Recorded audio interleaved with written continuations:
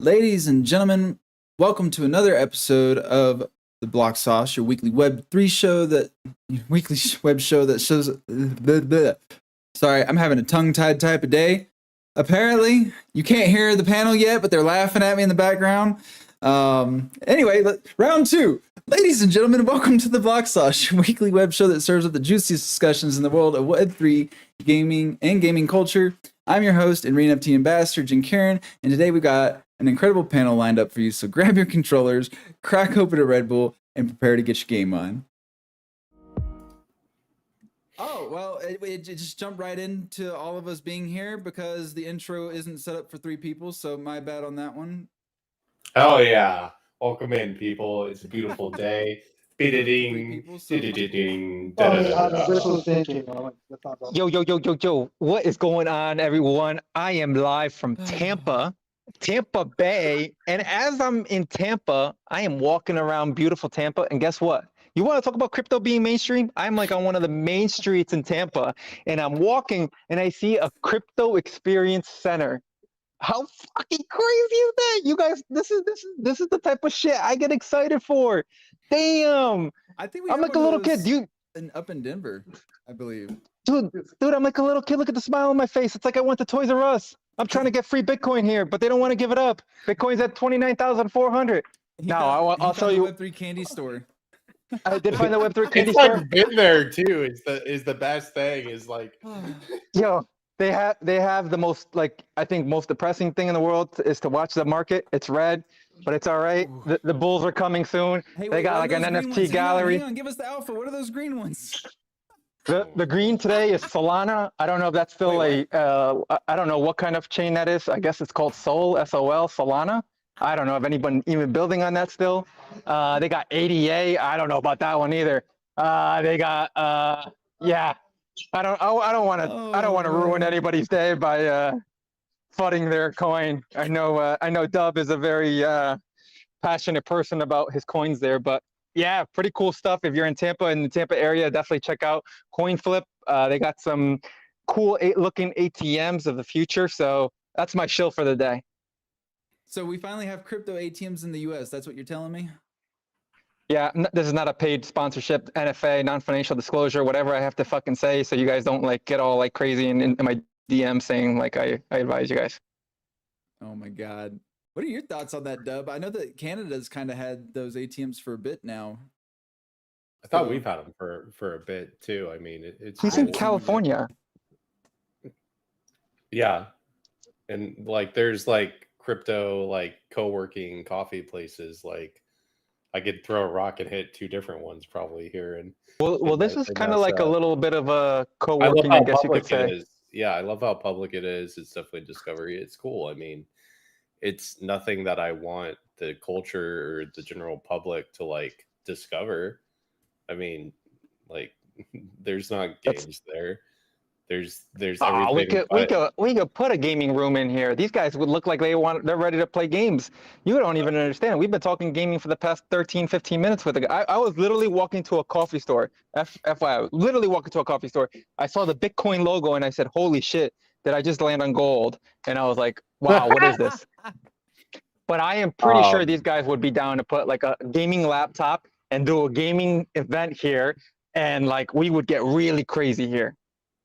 They got an NFT gallery there. I know usually ours, like I said, I think we got one up in Denver, and if I remember correctly, they advertised like a gallery where people could have their NFTs like all over the wall, like digital screens.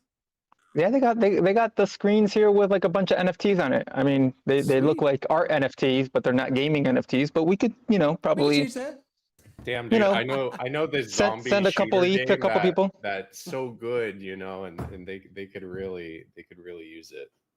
Good experience.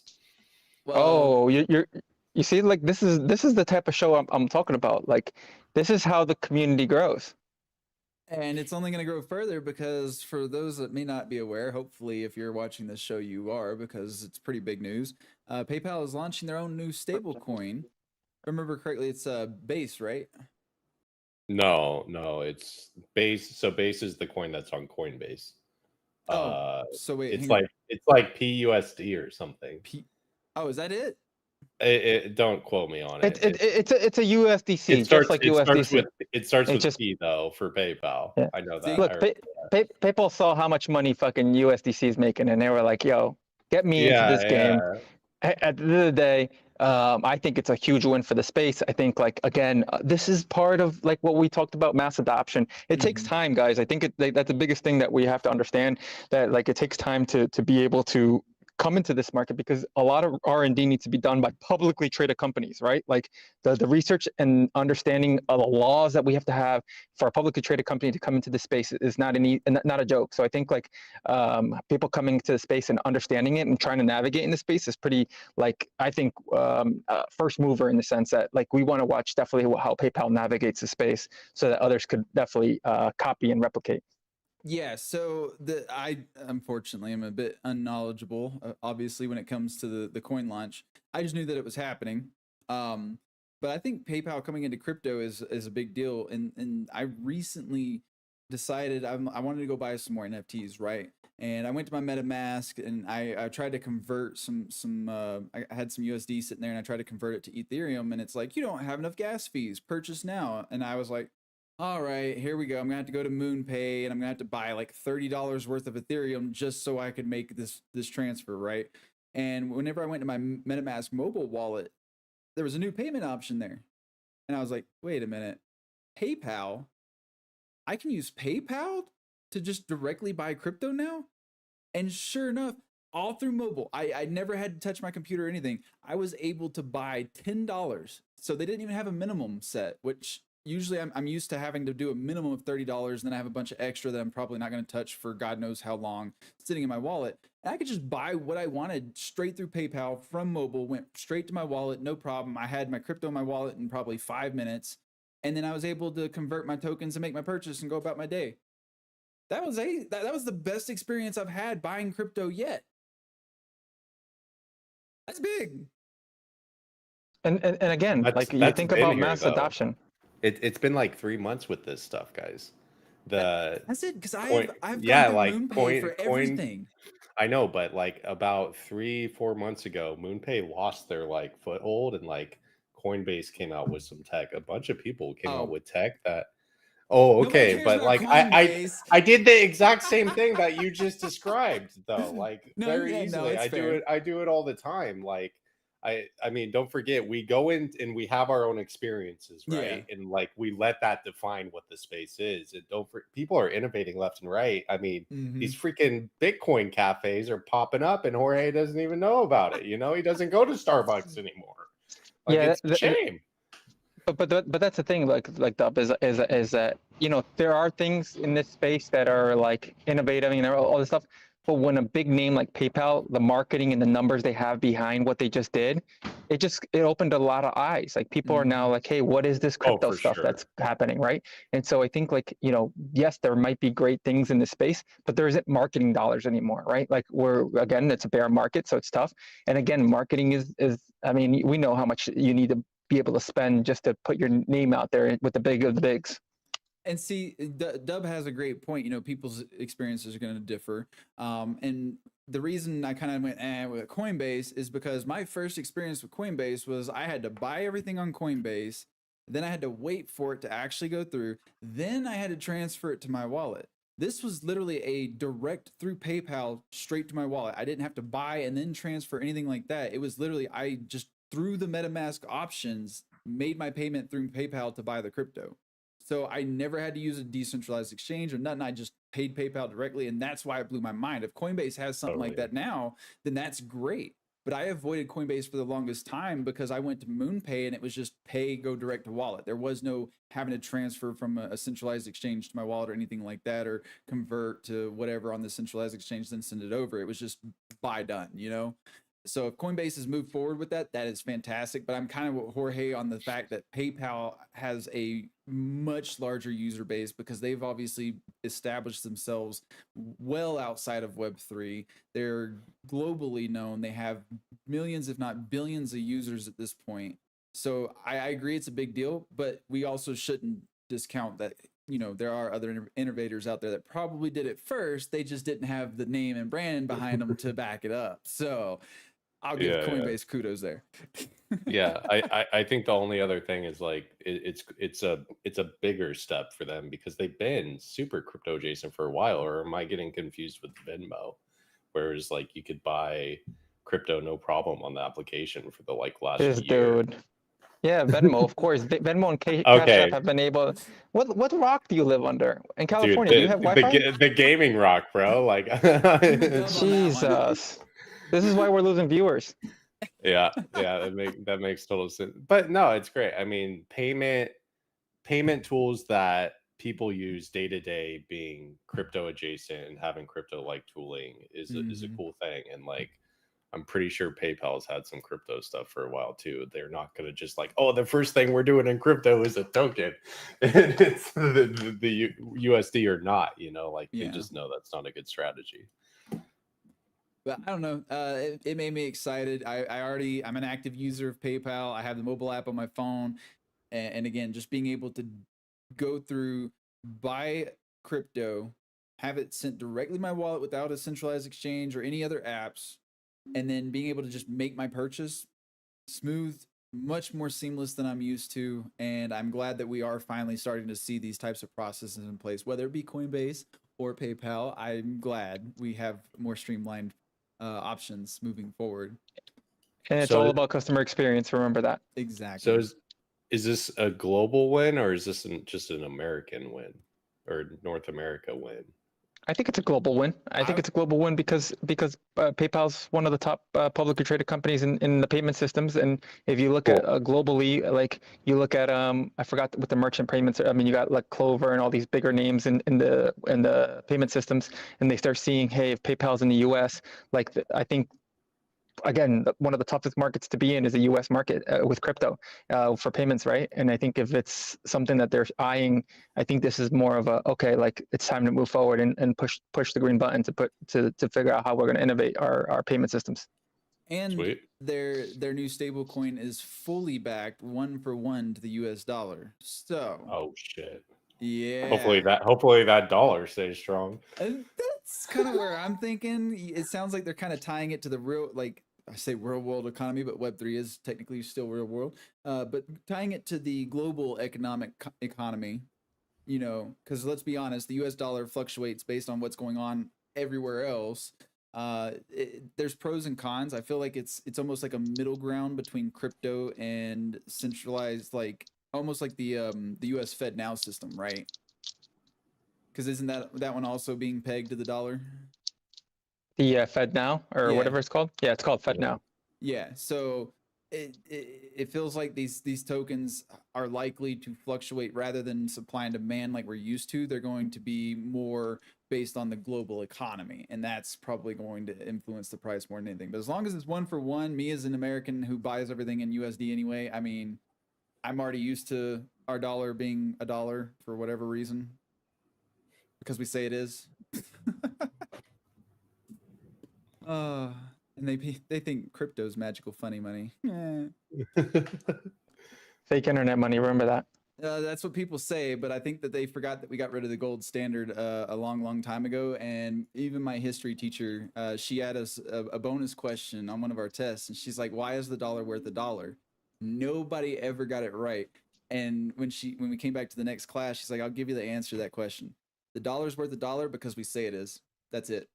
And I was like, "I never thought of that. That's a good point." Well, I mean, the dollar at one point was backed by the gold, and we all know what happened then. Exactly. So, I thought it was backed by Arizona Iced Tea. I thought they defined the dollar. hey, those Arnold Palmers are fucking inflation proof. They're still 99 cents at every CVS, Walgreens. No. If there's That cracked 6 months ago. They're Yeah, they changed it. $1.29.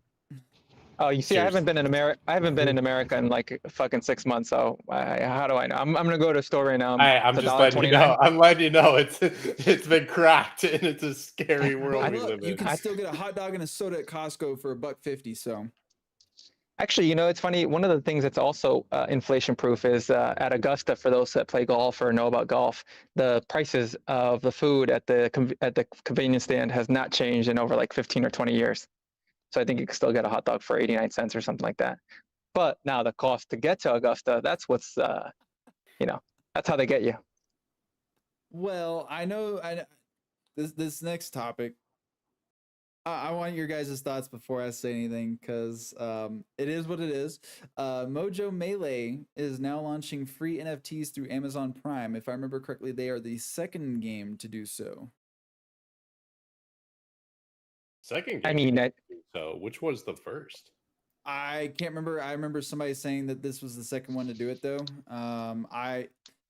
So this is kind of where I'm at with it. I guess I'll go ahead and give my opinion. I don't care about Prime. I have Prime for Amazon deliveries and it comes with Prime Gaming. But when it comes to redeeming rewards, I only redeem rewards for games I already play. I'm not finding new games through Amazon Prime ever. I have not once downloaded a new game through Amazon Prime at all. I'm I've had it opposite for at that years. point. Yeah, I did but I that think literally last month. Yeah, but I think that this is a topic more of knowing your audience, right? And I think like Amazon Prime, first of all, has probably one of the largest subscription base that larger than I can't even tell you because I know the numbers, but I don't remember them off the top of my head. And if you look at like the audience, I look at my kids, right? My kids play Prime on their games because it's like just easy. It's like the password saved on there. It's tied with my credit card. At the end of the month, I fucking flip out and I'm like, what the hell did you buy now? And it's like, oh, I don't know, Dad. I needed to play this colorful game that like I wanted to color like the tail on a dragon and I had to pay for the damn tail or something like that. Microtransactions, you know? But at the end of the day, it's the audience that's on there. So I think it's a good win for them. I think the more like Web3 savvy guys like us, we're not going to be on there, right? Like that's not maybe Dub because he's just an all-around gamer, like on everything he could possibly be. But I just think about, again, the audience that it has and the power of marketing that could really push mass adoption. That's a great platform to be on. So congratulations to Mojo Melee for being on Amazon Prime Gaming. And I love to see you guys, succeed in that. Yeah, and to double down on what Jorge just said, think about who has Amazon Prime. and who games? Casual gamers at a higher age demographic, older than me, my freaking mom. And look at Mojo Melee. It matches that demographic. It's a good offer for them. For me, the only thing I'm bummed out about is like the NFT that they're giving away is everyone's getting the penguin, is getting the pengu. And it's like, well shit, if every single Amazon Prime Rewards member is getting the same one champion in their entire lineup, what's that going to do to the economy of the champions and everything? And my rare pingus aren't as rare anymore. True. I mean, their pinned tweet did 47,000 impressions, and it's only been 6 or 8 days since they posted it. So that's fucking great marketing, free marketing at the most. You know what I mean? Like, you know what? Any game would die to have 47,000 impressions right now. And like for like representing the Web3 space, I'm like, okay, cool. You know, it's not the best game. It is a good game. It works for casual gamers. It's a more approachable auto battler than TFT, and it fits for mobile. You know, so that's where my head's at on it. See, I'm so out of the loop. I have used Amazon Prime for years, and I can't even figure out how to redeem it. I don't know how to get there. I don't know where to claim it. And this is what I'm talking about. It's not, unless you are actively using it, like Dub does, which is a very, very small percentage of the actual Prime subscribers. Let's be honest. They're not going to find anything. Where are you getting that from? I think there's a ton of people redeeming constantly on Amazon Prime and are well aware. So Jorge said they got what, 48,000 impressions in the last 6 to 8 days, and they've been live on the platform for that period of time. Well, that's on their tweet. That's outside of the Amazon platform. We don't know what their metrics are on downloads on all the Amazon. I mean, there's. Well, I'm pretty sure if they were doing good, they'd be touting them on Twitter, would they not? Or X, whatever we want to call it. They would be like, oh, we had 1 million redemptions, which we haven't even seen that. We haven't seen 500K. We haven't seen 100K. Like, we've seen no metrics from them. If I was doing good on the platform and it was a large success, I'd be flaunting it to the world. Hey, Jim Kieran, can I tell you a issue in Web3 gaming? What's that? We don't have good marketing skills. I'm not saying it's a marketing and that's thing, why. but that's why you need to hire the gaming strategist. I'm talking about Dub's point of people going and finding new games. It is a small fraction. At the end of the day, it is a very small fraction of Prime users. Because I don't know, dude. Like I want to see the real numbers there, because like I even downloaded the OG Baldur's Gate like a month ago, like, and was stoked on getting a game. I've gotten a lot of games through Prime Gaming. So how are you finding? How are you finding these deals? Because I didn't even know Baldur's Gate was on there. I'm like watching the email from Amazon Prime. I'm hooked in as a customer. They're doing the right. Jim Kieran has that going to spam, Dub. No, that explains. I know, but that doesn't represent everybody. Like, no. So how? I think you got to think outside your personal situation, because yes, I agree. There are some people that will watch their email like a hawk, but I have like 7 different emails for a reason. Because my main email, I can easily hit 300, 600 emails incoming a day. And if you think I'm going to catch 1 or 2 Amazon emails out of that 300 to 600, you're mistaken. So I'm not watching my emails. I'm looking for promos on Twitter, on Twitch, stuff like that, right? I totally agree that you're not getting it and your demographic's not getting it. But there's a very large amount of gamers that are doing it and are participating. Otherwise, their business wouldn't be. I'm with you. I want to see the numbers. I do too. I want to see what the real numbers are, but I don't think it's small. Hey, Dub, did you just call Jim Kieran old? Is that what you're saying? No, he's a specific demographic of gamer that acts a certain way. They go into user experiences once. They let it define that for a very long time. They don't open promo emails. They don't read things. They don't look into the details, you know. But when they find a game they love, they know every freaking dotted line about it. You know, it's polarizing. No, but that's the thing. I only redeem through whatever's promoted on Twitch. It has nothing to do about me hunting for it. Like, if I go to Twitch right now, I'm willing to bet if I do the little drop down for Prime Gaming, I'm going to see League of Legends. Guess what? I play League of Legends, I watch streams, I'm going to redeem it. Same for Smite, same for New World. If there's a game I already own and I play, whether I play it once or I play it like in 10 years from now, the fact that I've ever touched it or plan to touch it, I will redeem something for it. But like I just went to the same to gaming.amazon.com. There's Waffle, never heard of it. Nerdle, never heard of it. Frame, never Okay, heard of so it. See what I'm I'll saying? explain the Baldur's Gate situation then. So I'm trying to find my Baldur's two Gate right now. it was a previous promo that's over, Aw, so you're not going to find it. dang And it.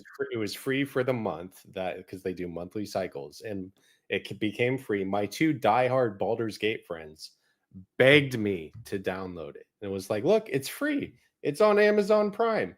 Like, go do it. And I went and did it. And like that probably happened for a lot of people because a lot of people were like, yeah, you can finally just get it for free. You can't argue with me about coming and playing Baldur's Gate now. Come do it.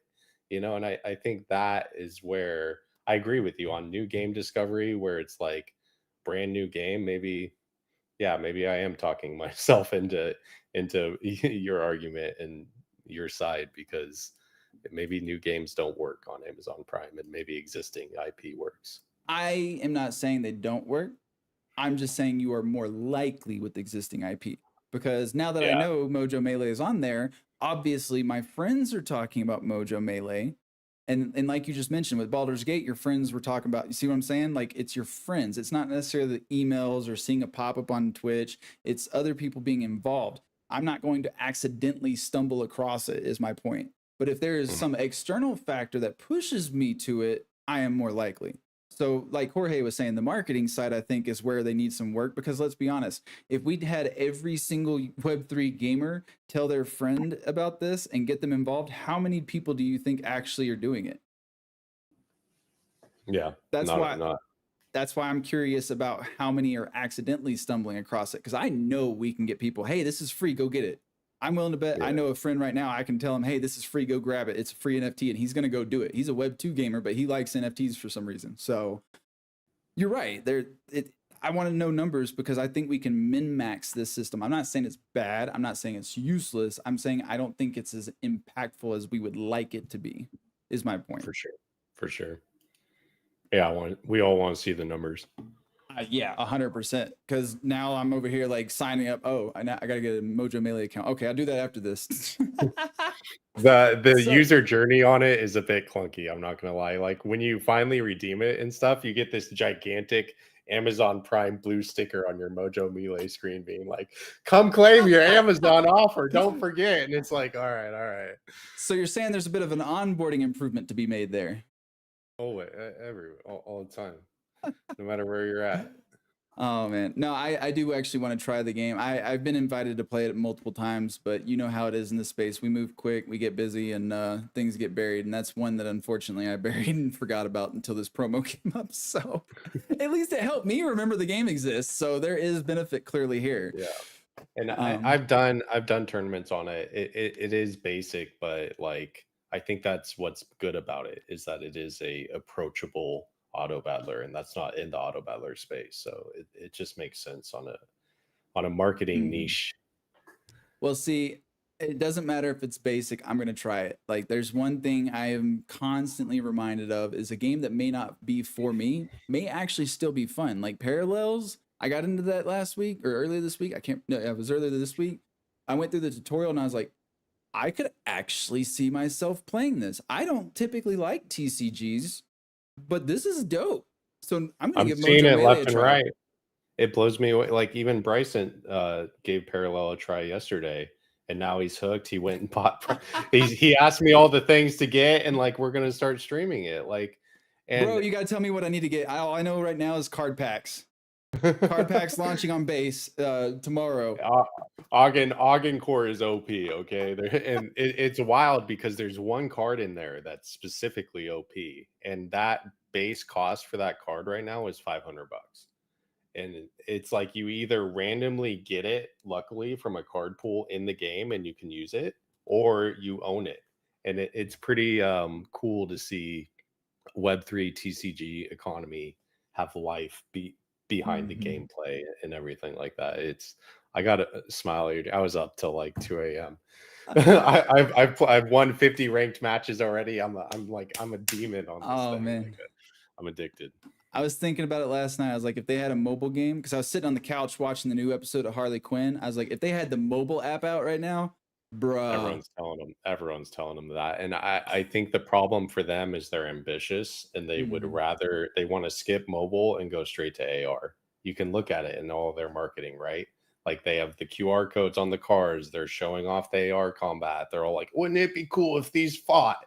And it's like, yeah, it would, but like, be where the market. It's funny to tell a Web3 game to be where the market is, but like, let's do the mobile game first, please. Yeah, I agree. Have you gotten to try it or look at it yet, Jorge? I'm looking at it right now because I'm like trying to catch up with what you guys are doing, and I'm like, okay, I'm having FOMO from the conversation. Parallel.life is their website if you wanted to check it out. There's a lot of info in there. Yeah, it's cool because I think it's the first TCG that fits my kind of vibe. Like I haven't really seen a sci-fi TCG yet, and I think that's why I'm meshing with it a bit more. Like don't get me wrong, I like high fantasy and all that stuff too. I grew up with Magic the Gathering, Yu-Gi-Oh, and Pokemon. Those were my big three, right? But when it came to the digital era, every single card game is kind of like you got Elder Scrolls, you got the Legends of Runeterra, you got the World of Warcraft, like they're all high fantasy.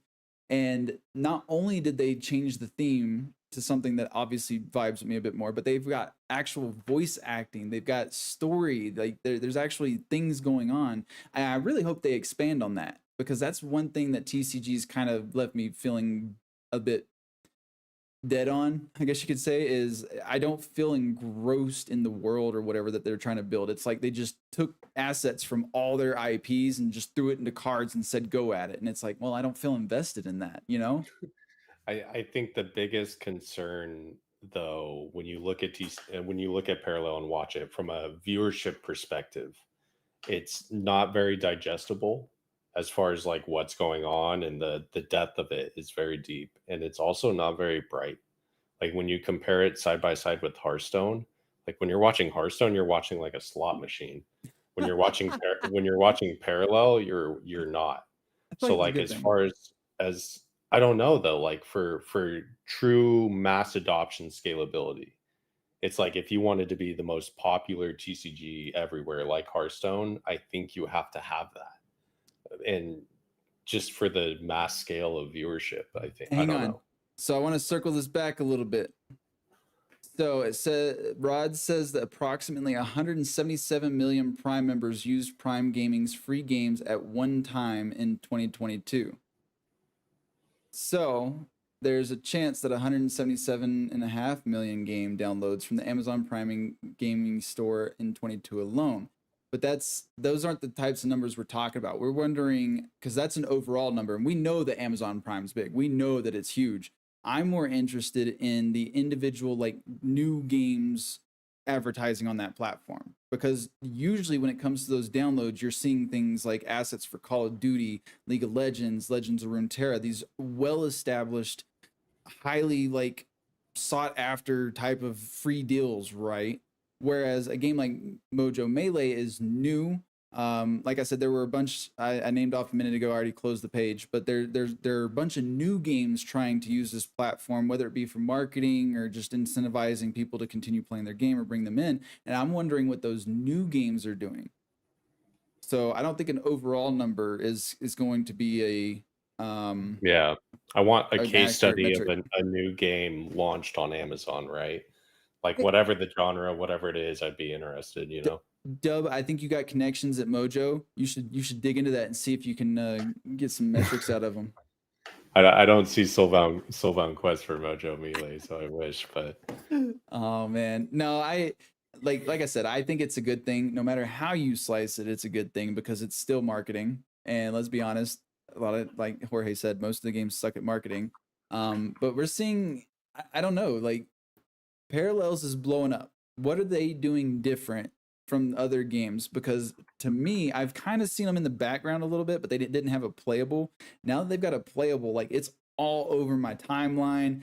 I've got people, DMing me, hey, I can get you into the game, which now I'm in. So those DMs all stopped, of course. But like what have you, Jorge, you're the marketing expert. What do you notice that they are doing different, if anything? Maybe that's just lucky. That's it. They're not doing anything. That's why is the issue, right? I mean, like, first of all, discoverability is one of the most toughest things for gaming right now, and on any platform, in Web 2 or Web 3. It's kind of why the ads are huge on like the Instagram, TikTok, Snapchat, Facebook, all that stuff is huge. I think that once you're on that platform of Prime Gaming, Steam, or it doesn't even matter, like discoverability will be too tough. I mean, look how many games come out on a daily basis. That number is like astronomical as well. So I think it's a long story here, but the short-winded answer is just ad spending on other ad spending on platforms that will help you for discoverability. Because once you get onto that platform like Prime Gaming and you get the numbers, then you start getting pushed up to the top. Well, if you guys are in chat, I don't know what just happened, but YouTube just wiped the chat and I can't see any messages, so I do apologize. I don't know. It's one of those days. It's an off day. We'll get everything fixed, I promise.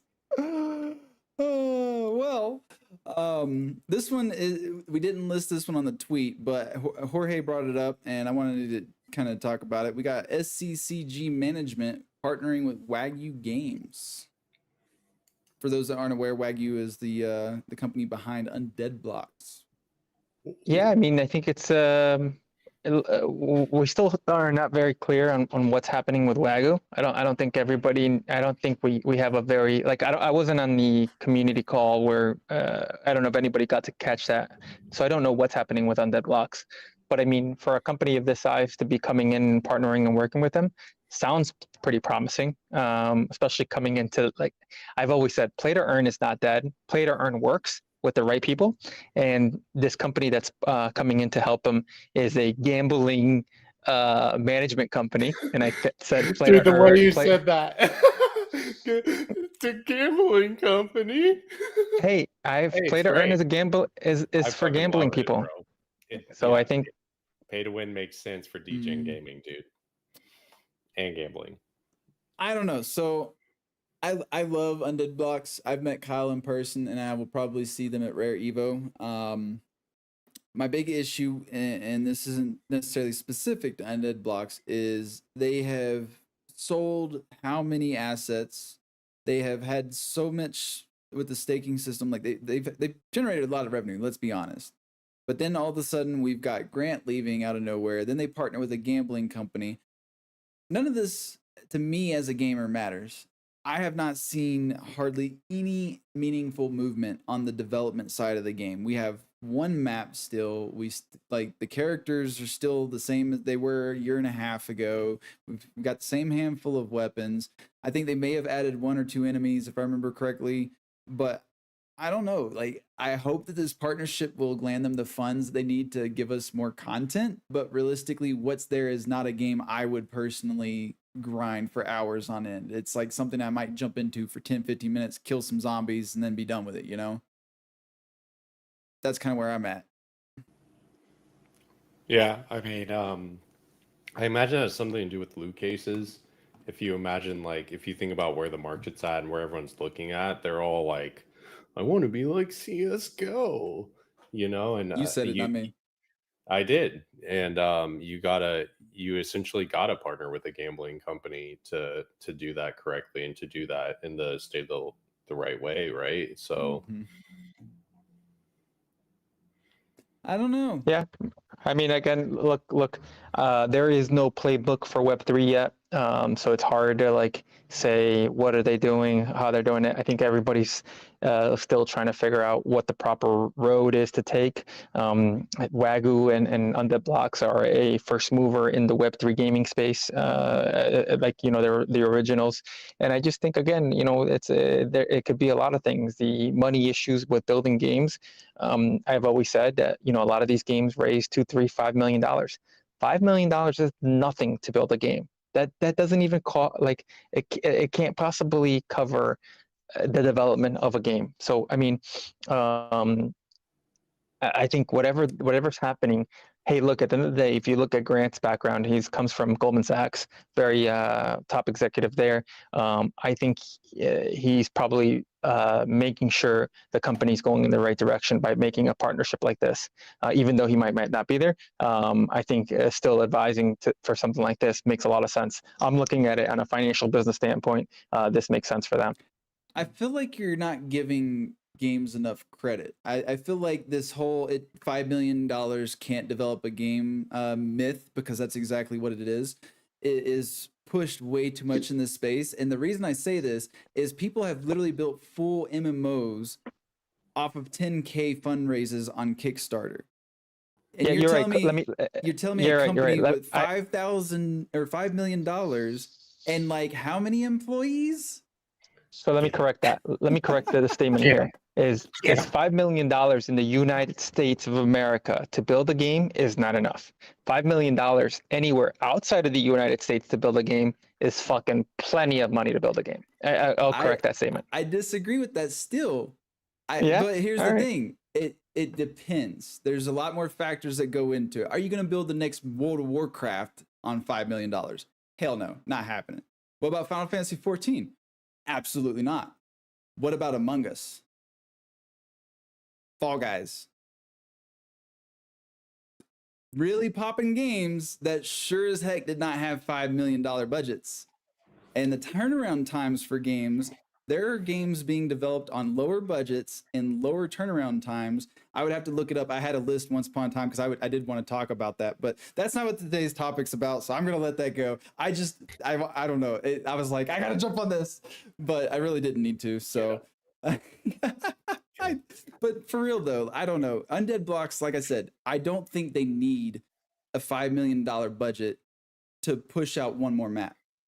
One more map alone would go into it would go so far into replayability. That's their biggest problem right now, is the game is not fun and it doesn't make me want to log in every single day. It's fun in the arcadey sense of where I would go to Mr. Gaddy's or Dave and Buster's, right? I would drop 50 cents, play for 15, 30 minutes, and it's that kind of fun. It's arcadey fun. But it's not something that has a story. It's not something that has a clearly defined goal other than survive a bajillion waves and make money, right? Again, you're talking about a game that's geared to the gambling audience. Okay, it's not geared to game. Okay, right. but it could be so cool. Like, what if in a casino you didn't just play slots? You had to kill a zombie, and then you could open a loot crate, and then that loot crate could be so fucking sick, dude. Exactly. Okay, exactly. This is why play to earn makes a lot of sense. Play to earn in a casino would fucking kill it. No, he's right. I have to concede defeat there, and the reason is I have been to a casino. Now, warning for anybody, this is not me promoting gambling. In fact, if I go, I have to bring cash because otherwise I'll get myself in trouble. But I have actually been to a casino, and I am immediately drawn to the gamified machines where I have to actually play or engage in something. I can't just spin the wheel. I can't play the card, like blackjack and stuff like that. There was one I remember, and I got so addicted to it. Like, I started winning, I was wrecking it, and it was a Godzilla game machine, and I had to direct Godzilla around the map, and then I had to fight other monsters, and it was really cool. And I made like $300, but then I was so addicted to it that I lost all that $300. So yeah, I hate that you're right. I don't want you to be right. I don't want you to be right on that though, because that's not the direction I want games to go. Well, I mean, games are defined by people, man. You can't define where games are gonna go. Like, I know it's the same thing as getting mad at the way people are playing soccer or basketball and being like, "No, you can't play like that." Like, it is chill out, dude. People are having fun.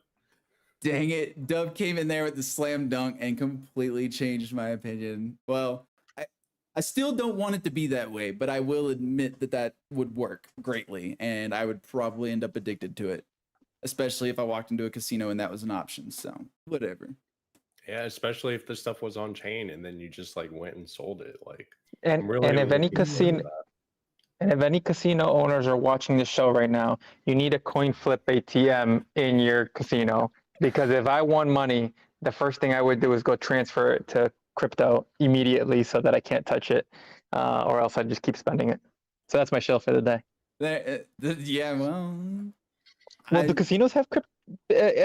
I'm sure that is there coin flip and Chris? Nah, he says no, not yet, oh, not yet. man. He said Not not yet, not yet. I like it, like it. This guy, this top sales guy right here, man. Not yet.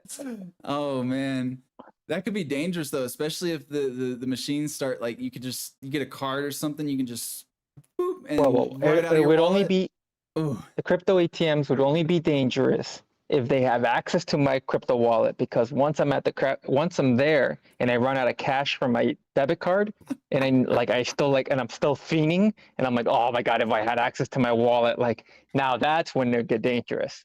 But That's if what it's I'm putting saying. into it like only one way, I'm okay with it. I'm just saying, think of it. You got your little Dave and Buster's card, but it's connected to your crypto wallet.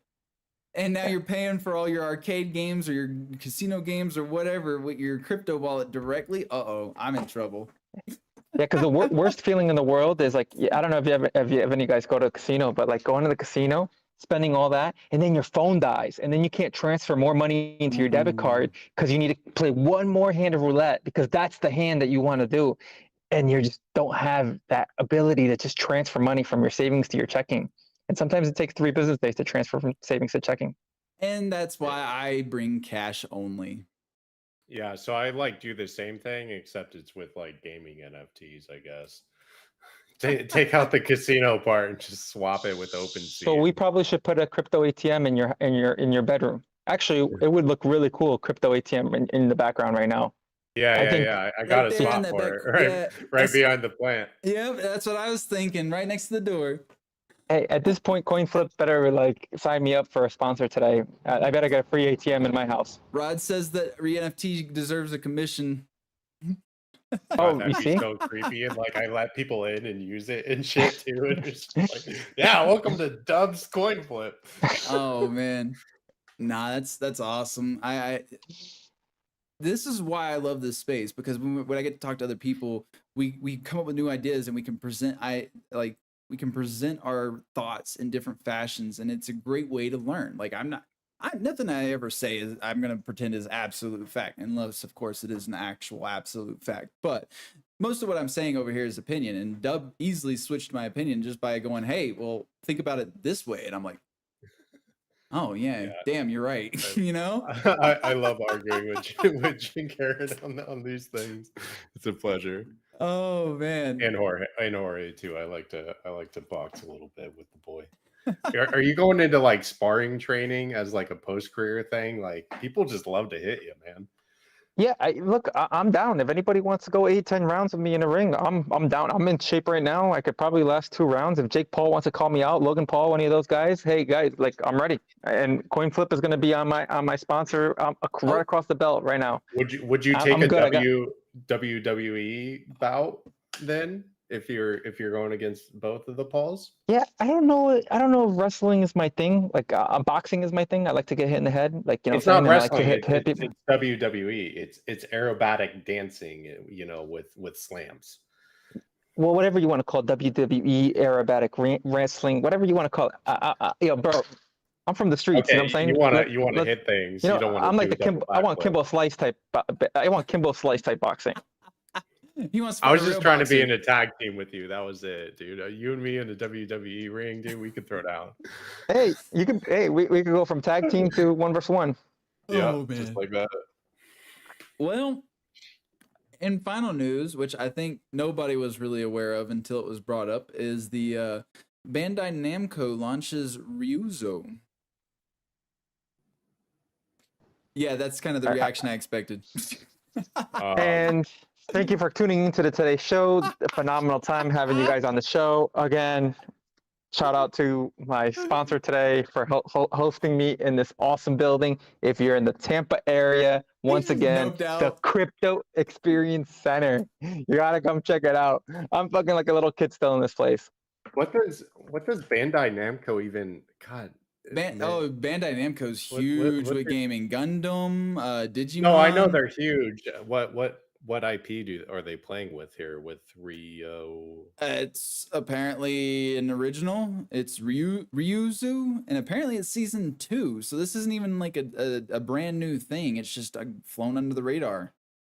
Dude, flown on the. It's just been in its own fishbowls. There's so many Web3 gaming fishbowls for every freaking chain, every ecosystem, every DJing group. It blows me away. I feel like I know why nobody's really paying attention to this one, and raw, unfiltered opinion time. If you go to the Oasis X official Twitter /X/ whatever account you want to call it, they have a pinned tweet right now with a screenshot from the game.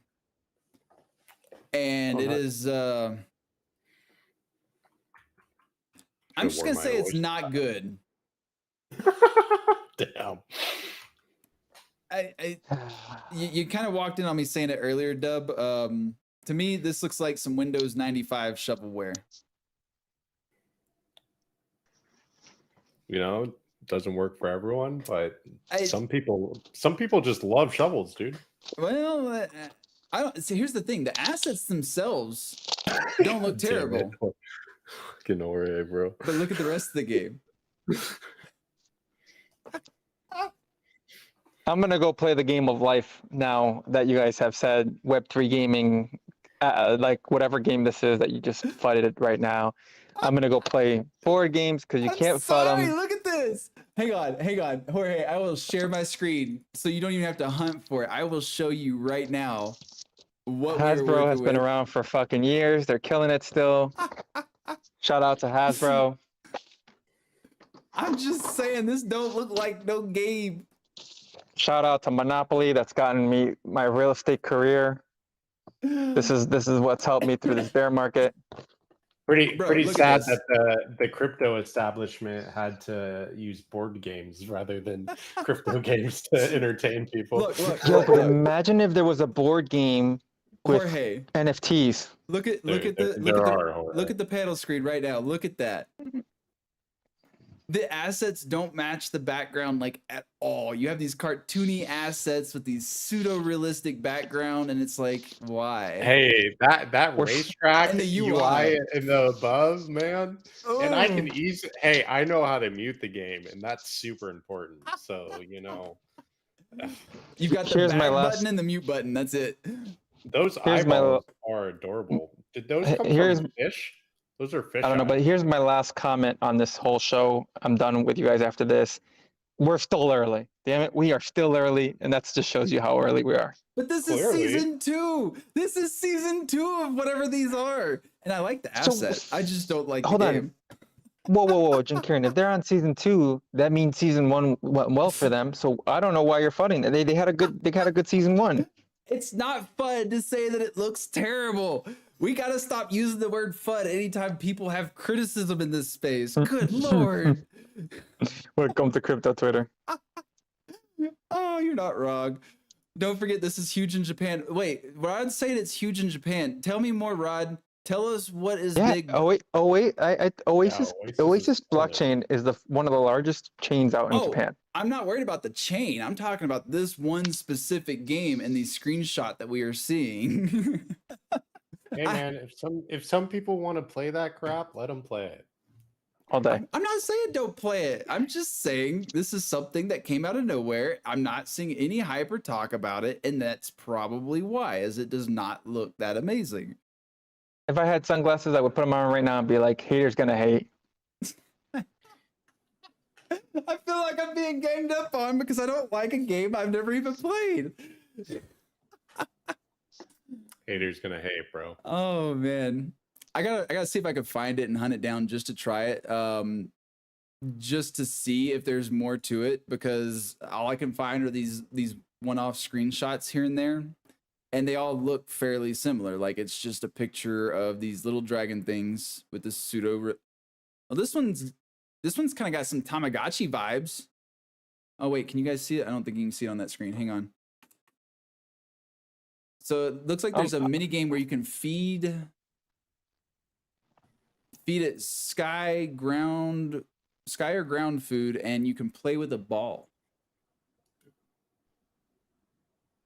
Damn, that looks like a great screenshot. That second screenshot looks pretty good to me. I That looks mean, like a fun, nostalgic experience. that's what I was actually thinking. Is what was that? There was a Sonic game had the Chow Chow pet thing. There was like a mini game, right? And you could like feed them and raise them and breed them and all that stuff. And that's kind of the vibes I'm getting there. That's not so bad.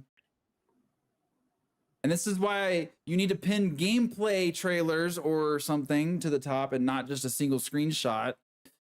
Oh my Cough, God. cough. Can you just show me and just say this is why you hire the gaming strategist to make sure your marketing needs are covered and get you Yeah. better discoverability? Hire Jorge, whichever direction I need to point. Nah, dude. I love Dub's sunglasses right now. Yeah, if this is kind of like a Tamagotchi mini game type of thing, maybe even a Neopets type of spinoff, I could see this being pretty popular among certain people. It says, oh, Rod just said that the IP is inspired on the old school Tamagotchi, virtual pets mixed with AI. See, there it is. Like I said, yep, okay. Damn, Tamagotchi and AI, sign me up. I was about to say this is a different story now because I grew up with Tamagotchi, but I didn't grow up with AI. Oh no, did we lose Jorge? All right, guys. No, I'm about to make a transaction here. Bitcoin on the machine here says it's currently at 31,421, and actually on the screen it's 29,414. So this is called the perfect opportunity for arbitrage. So I'm gonna buy crypto in real life, come to the coin flip machine and sell it and make $2,000. And I'm gonna do it all on while you guys are watching me live on the show. Are you sure you want to do that? Okay. Your wallet. That's the price. I want to see this though. How much BTC would you like to sell? Up to 900, more than 900. ID required. Got me with the ID. All right, guys. Sorry, couldn't show you. Ripperoni. Classic Jorge. All right, guys. KYC. Peace out. Wait, are you actually leaving? We haven't wrapped up yet. Wrap it up. Give your spiel so we can wrap it up. It's 3:02, and I got places to be, people to see. I got more spaces.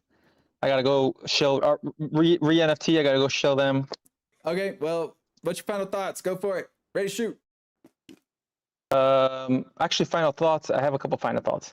I think we saw some major news from again. I forgot who it was. I don't know. Anyways, PayPal? that's my final thoughts. Nope, that's my final thoughts. Games are in a cool spot. Shout out to Parallel for shipping a cool beta. Shout out to Melee for trying this Amazon thing. I want to see the numbers. I want to see them too. Mojo, tell us if you're finding success. Share the formula with others. No, but for real, I do wish them the best. I'm going to be checking it out myself after this.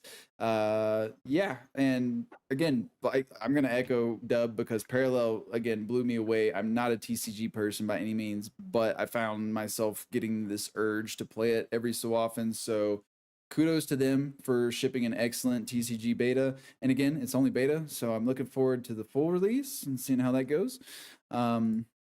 But yeah, that's going to be it for us, folks. Thanks for joining us for another exhilarating episode of the Block Sauce. I swear we'll fix the issues next week. Today was a panic day. We'll get everything situated next time.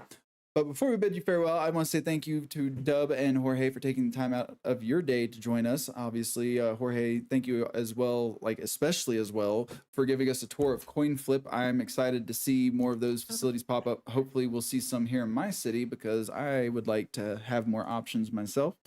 By the way, if CoinFlip's listening, I'm in Colorado Springs. I don't want to drive all the way to Denver for Web3 stuff.